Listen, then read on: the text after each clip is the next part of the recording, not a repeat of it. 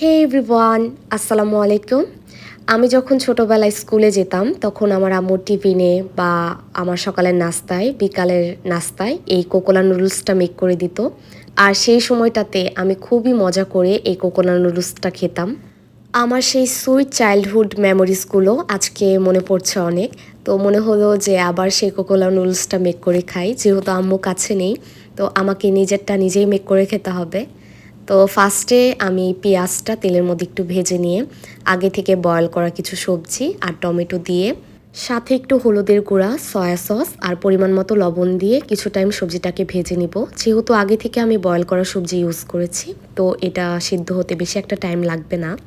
সবজিটা কিছু টাইম ভাজা হলে এর মধ্যে একটা ডিম অ্যাড করে দিব। আর ডিমটা স্ক্রাম্বল করে সবজির সাথে অ্যাড করে এর মধ্যে নুডলস, তারপরে পেঁয়াজের ফুল, একটু ধনেপাতা, কাঁচামরিচ আর নুডলসের যে মশলাটা থাকে সেটা ইউজ করব। তাহলেই তৈরি হয়ে যাবে মজাদার ইয়ামি ইয়ামি নুডলস।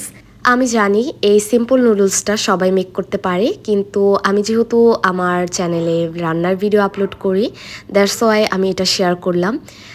অনেক তৃপ্তি নিয়ে খেয়েছি, যদিও আম্মুর মতো টেস্টি হয়নি। আমার আম্মু কেন জানি না খুবই সিম্পলভাবে রান্না করে, বাট খেতে অনেক বেশি মজা হয়। তো আমারটাও খেতে আলহামদুলিল্লাহ ভালোই হয়েছিল, বাট মার মতো না। আই নো আমার মতো অনেকেই এই সিম্পল খাবারটা খেতে অনেক বেশি পছন্দ করেন।